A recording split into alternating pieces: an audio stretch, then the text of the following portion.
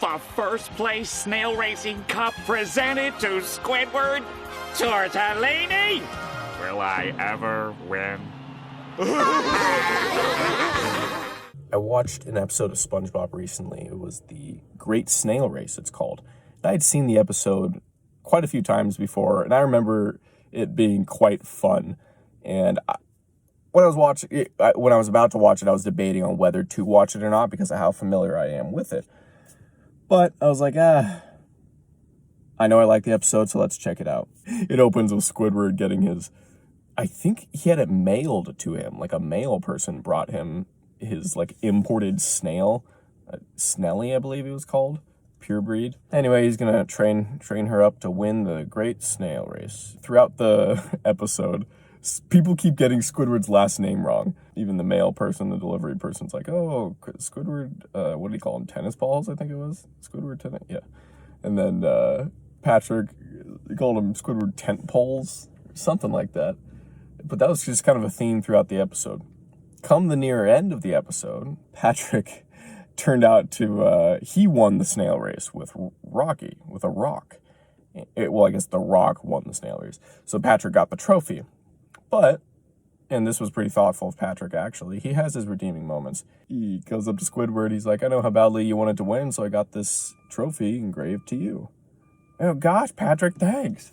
The first place snail race cup presented to...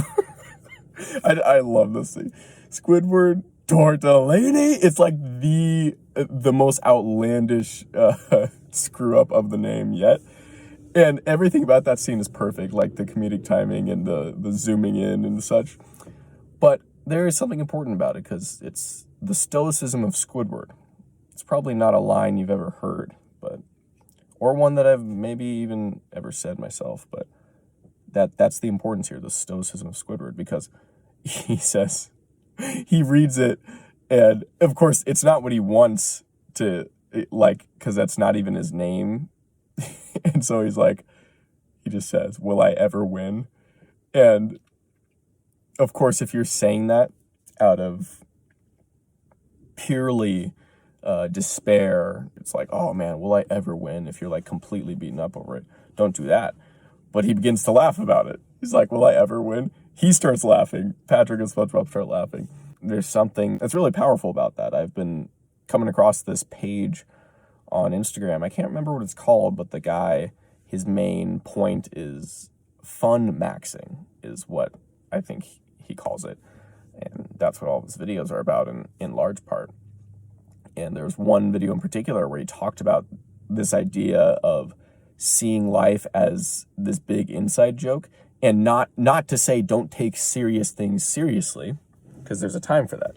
Or there are contexts and specific things that should be taken seriously, and you need to have discernment to know when is it time for jokes, and when it says in the word there's time for mourning and time for dancing, it might say something about time for laughter. I can't remember it specifically, but in any case, have discernment there. But there's another thing I came across on Instagram that this connects to it, where it was just a photo explaining what had happened of someone's like blown up oatmeal in the microwave. And they were saying how, because that sounds like an unfortunate scenario. And okay, no, I was going to say it is, but not necessarily. She's saying all of the good points about it. She's saying, well, all the benefits of this are, for one, the office smells really good now, okay? The microwave, it's super clean now. Maybe this wouldn't have been cleaned for another 10 years. We would have just kept putting it off. But now that it needed to be cleaned, it got cleaned. And there's even satisfaction in that. And like, okay, this looked kind of crappy, and now it looks great. It's all about perspective, I suppose. Whatever comes your way, whatever challenge presents itself, approach it with boldness and confidence. And whenever something that on its face seems unfortunate that happens to you, and there are unfortunate things, again, have discernment here, but in most contexts, the things that we let get to us really shouldn't. This just happened to me the other day. Someone like spilt some food on me or something, and it's like, okay, you would expect there to be some lashing out or like, some frustration. And certainly there's some disappointment in, oh, okay, I would rather not be messy, but the deed has been done and there's nothing, we can't change. I always go back to the quote. It's like, don't give circumstances the power to rouse anger in you, for they don't care at all. So what are you doing letting it get to you? And so, and even the person, I'm assuming they were surprised by my response. And this isn't to paint myself as someone great. I'm just using this example. It's like, this is another quote that I've gone back to a few times recently. It's like, be like the rock on the sea shore that the waves keep pounding against it, but it remains unmoved, and it even calms the seas because of its peace. And that's what I try to do, and that's an example of it having worked perfectly, because this individual went on to be calm themselves, whereas in other contexts, this person would have even been pretty upset. But it's like, oh, okay, dropped a bunch of food on me. I'm like, oh, that's a shame. That's such a shame. Just remain composed. Gentle answer turns away wrath.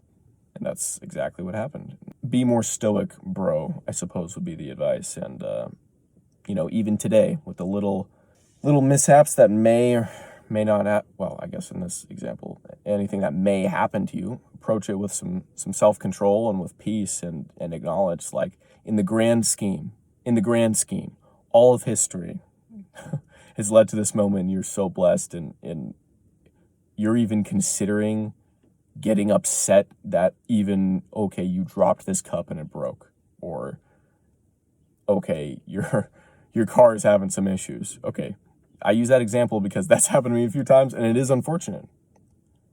But what is life but solving and I guess having an adventure through the detours that present themselves.